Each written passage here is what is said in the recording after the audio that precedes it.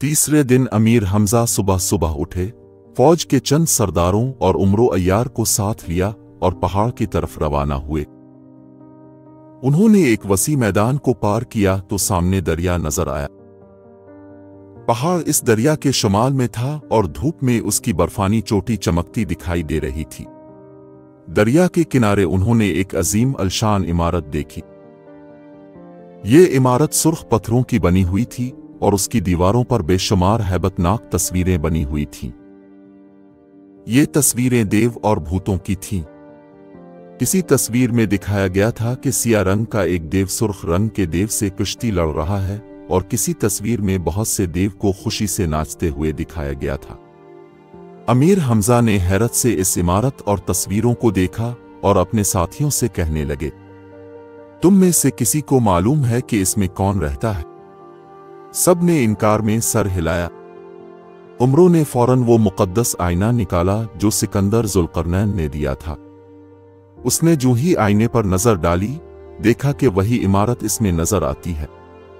इसके अंदर एक बहुत बड़ा अखाड़ा है जिसमें बड़े बड़े वजनी हथियार रखे हैं और बहुत से लड़ाका पहलवान आपस में जोर आजमाई कर रहे हैं। ये इसके अंदर तो पहलवानों का अखाड़ा है। आहा, मजा आ गया। हमजा ने कहा, आओ जरा हम भी अखाड़े में चलीं और पहलवानों के करतब देखें। उमरों ने उन्हें रोकने की बड़ी कोशिश की मगर अमीर हमजा न माने और आगे बढ़ के इमारत के बड़े दरवाजे में घुस गए। अंदर जाकर देखा तो वाकई उमरों का बयान सही था। अखाड़े के किनारों पर कई कई मनवजनी गुर्स, बलम, नेज़े, बर्छे, ढालें, तलवारें और मगदर पड़े थे और बहुत से पहलवान जो कद में किसी देव से कम न थे, एक दूसरे को दाव पेच सिखा रहे थे। उन्होंने अमीर हमजा को आते देखा तो हैरत से कहने लगे कि ये कौन है जो इस तरह बगैर इजाजत घुस आया है। तब मुकबिल वफादार ने आगे बढ़कर सबका तारुफ कराया। अखाड़े के एक उस्ताद ने अमीर हमजा से हाथ मिलाया और कहा, यह अखाड़ा हिंदुस्तान के राजा लिंधूर का है और यहाँ जितने पहलवान अब देख रहे हैं वो सब के सब लिंधूर के मुलाजिम हैं। अगर इजाजत हो तो हम भी अब के इन हथियारों को आजमाएं। अमीर हमजा ने मुस्कुरा कर कहा, हाँ हाँ जरूर आजमाइए। अखाड़े के उस्ताद पहलवान ने जवाब दिया।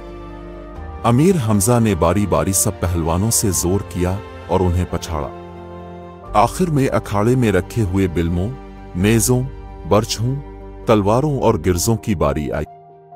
अमीर ने ये तमाम हथियार आसानी से उठाकर घुमाए और रख दिए। कई तलवारें और नेज़े अपने पंजे से दोहरे कर दिए। ये तमाशा देखकर अखाड़े के तमाम पहलवान खौफजदा हो गए और दिल में कहने लगे कि ये शख्स इंसान नहीं जिन है। देखने में तो मामूली सा आदमी ही है मगर इतनी कुव्वत किसी आदमी में नहीं हो सकती। एक अखाड़े का उस्ताद बोल उठा, आफरीन है इस मां पर जिसके अब बेटे हैं। आइए आपको एक और चीज दिखाऊं। वो अमीर हमजा को एक बड़े से कमरे में ले गया। इस कमरे में फौलाद का एक बहुत बड़ा गुर्स रखा था। अमीर हमजा और उनके साथी इस गुर्स को देखकर हैरान हुए क्योंकि वो बेहद वजनी लग रहा था और उसका उठाना किसी इंसान के बस की बात ना थी। जनाब, ये गुर्स हमारे बादशाह लिंधूर का है। अखाड़े के उस्ताद ने कहा, वो उसे एक खिलौने की तरह उठा लेते हैं।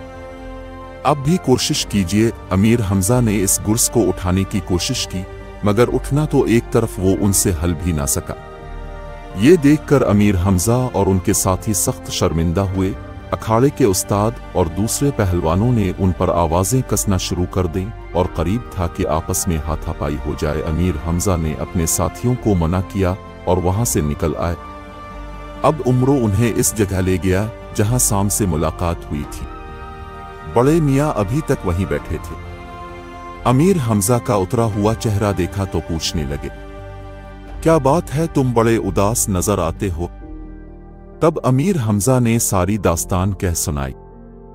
साम ये सुनकर हंसे और कहने लगे, बस इतनी सी बात की फिक्र है। अल्लाह ने चाहा तो अभी यह गम दूर हुआ जाता है।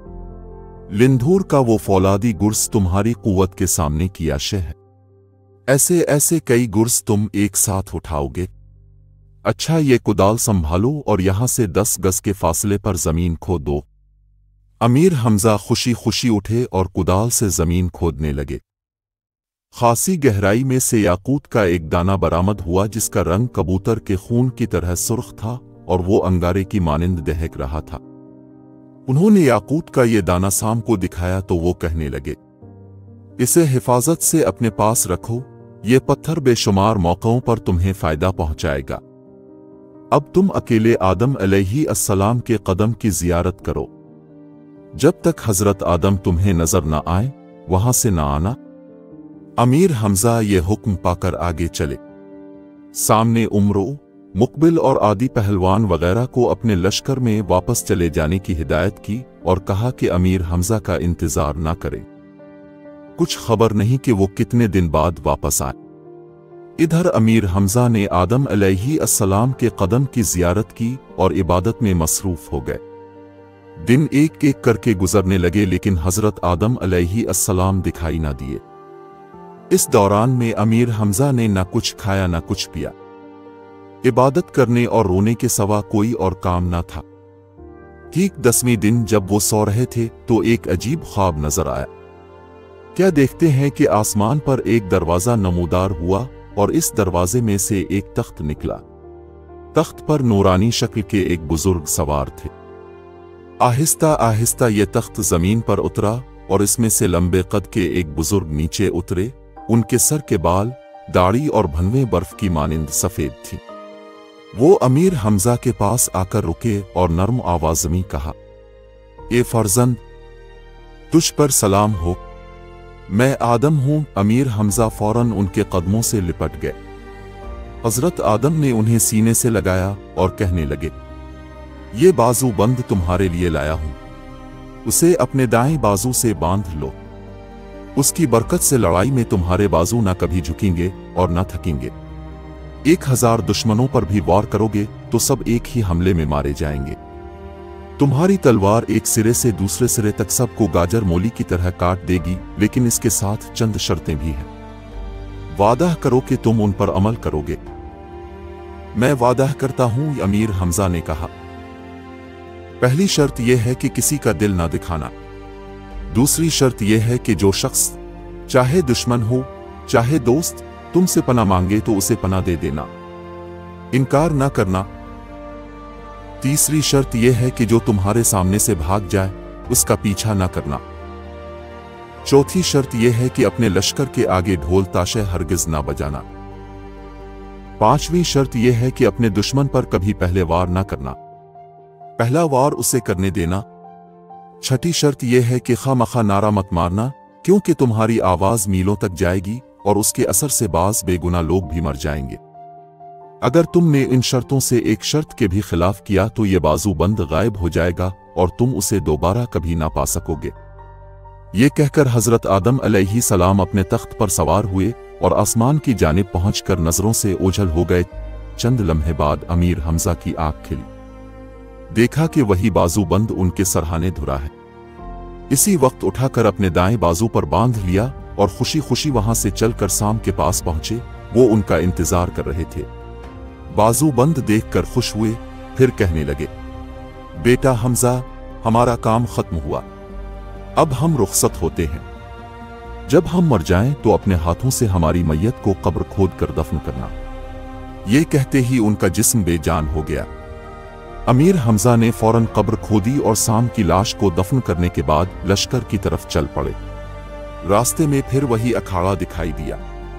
बेधड़क अंदर घुस गए। लिंधूर के मुलाजिम पहलवानों ने उन्हें आते देखा तो कहकहे लगाने और मजाक उड़ाने लगे, लेकिन अमीर हमजा ने किसी की तरफ तवज्जो न की। सीधे इस कमरे में गए जिसमें लिंधूर का गुर्ज रखा था। उन्होंने जाते ही दाएं हाथ से एक तिनके की मानिंद उठाकर कंधे पर रख लिया और बाहर आ गए। फिर उन्होंने इसे उछाल कर दोबारा पकड़ लिया। लिंधूर के पहलवानों के मुंह हैरत से खुले के खुले रह गए। आखिर में अमीर हमजा ने इस गुर्ज को दोनों हाथों से दबाकर इस जोर से भींचा कि वो मोम की तरह पिघलकर दोहरा हो गया। इस टूटे हुए गुर्ज को उन्होंने वहीं फेंका और वहां से चल दिए। अपने लश्कर में पहुंचे तो सब ने खुशियां मनाए और कई दिन तक जश्न रहा। इस वाक़ये की खबर मुखबिरों ने लिंधूर को पहुंचाई और बताया कि एक गैर मुल्की शख्स अखाड़े में आया और अपनी ताकत का तमाशा दिखाकर चला गया। इस शख्स ने न सिर्फ अखाड़े में रखते हुए तमाम हथियारों को बेकार किया बल्कि राजा का खास गिरजे भी तोड़ दिया। लिंधूर यह किस्सा सुनकर सख्त हैरान हुआ। कहने लगा, यकीन नहीं आता कि ऐसा हो सकता है। दुनिया में मेरे अलावा और कौन ऐसा है जो मेरे गुर्स को उठाए और इसे तोड़ दे। मजीद जानने के लिए देखिए लिंधूर का गुर्स का दूसरा हिस्सा। लाइक करें, सब्सक्राइब करें और घंटी का आइकन दबाना ना भूलें ताकि हमारा ये ताल्लुक़ जड़ा रहे और आप लुत्फ़ अंदोज़ होते रहें।